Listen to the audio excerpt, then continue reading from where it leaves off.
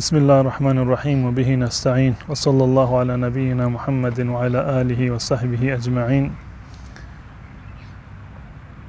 دوستان عزیز و گرامی، یکی از نشانه های ایمان و لوازم ایمان این است که ما به دوستان خودمون و به همسایان خودمون احسان و نیکوکاری رو داشته باشیم و این یک امر الهی و یک دستوری هست از جانب الله متعال که ما به همسایان خودمان احسان و نیکوکاری بکنیم. روایتی هست از حضرت ابی شریح عدوی رضی الله تعالی عنه که میگوید من از رسول الله صلی الله علیه وسلم با گوش خودم شنیدم از زبان رسول الله صلی الله علیه وسلم که ایشان فرمودند من کان یؤمن بالله والیوم الاخر فلیکرم جاره. این روایت در صحیح بخاری هست. هر کسی که به خدا و روز قیامت ایمان دارد همسایه خودش را اکرام بکند و تکریم بکند و احترام بگذارد. این یک وظیفه شرعی و قانونی هست و ما مکلف و موظف هستیم که به همسایه‌های خودمون احترام بگذاریم و احسانی رو داشته باشیم نزد الله. وقتی که این احسان از ما سر میزند در مقابل همسایگانمون، الله متعال واقعا این رو به عنوان یک کار خیر و یکی از نشانه های ایمان برای ما معرفی فرمودن. در حدیث عبدالله ابن عمرو ابن عاص رضی الله تعالی عنه که در سنن ترمذی هست، رسول الله صلی الله علیه وسلم فرمودند خیر الاصحاب عند الله خیرهم لصاحبه. بهترین انسانها و بهترین دوستان و همراهان نزد الله متعال اون کسی هست که برای دوست و همراه خودش بهتر باشد. هرچند شما با دوستانتان با همسایگان خودتان بهتر باشید، نزد الله متعال شما هم محبوبتر و بهتر خواهید بود. در ادامه این حدیث رسول الله صلی الله علیه وسلم می‌فرمایند و خیر الجیران عند الله خیرهم لجاره. بهترین همسایه نزد الله متعال اون کسی هست که برای همسایه خودش بهتر باشد. شما هر چند که برای همسایه خودتان احسان بیشتری را بکنید، خدمت بیشتری را بکنید، بیشتر رسیدگی بکنید، به همون اندازه نزد الله متعال شما هم محبوب و مورد پسند و محبت الله متعال قرار خواهید گرفت. حسن بصری رضی الله تعالی عنه در این زمینه یک مقوله بسیار جالب و زیبایی را دارند.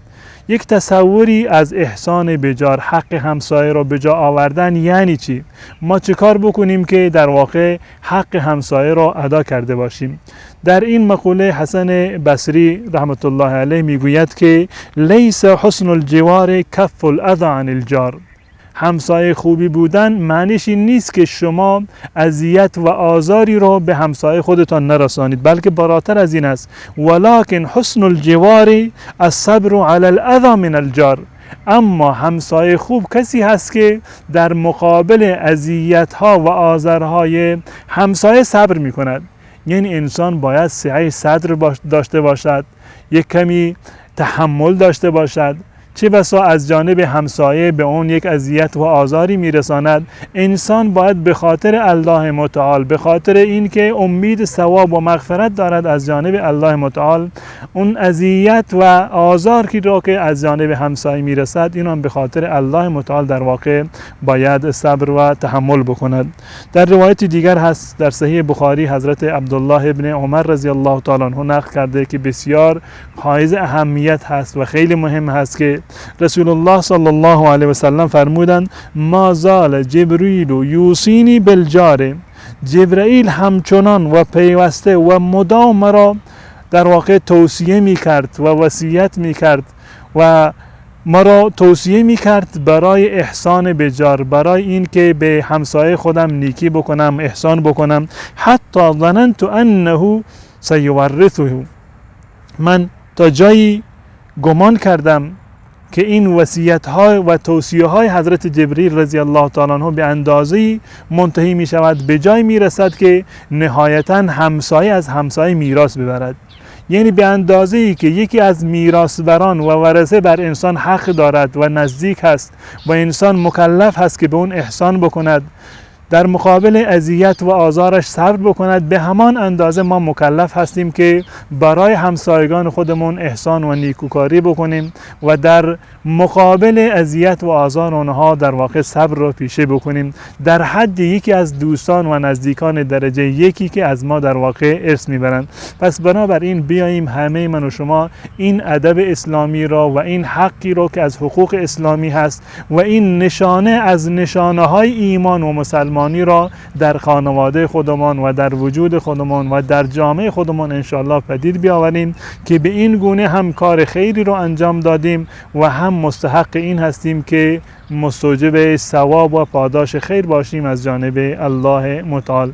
به امید این که روابط خانوادگی ما و روابط اجتماعی ما با اطرافیانمان و با جامعهمان یک روابط سلیم و روابطی بر پایه مهر و محبت و دوستی باشد. تا برنامه دیگر شما را به الله متعال می سپارم. السلام علیکم و رحمت الله و برکاته.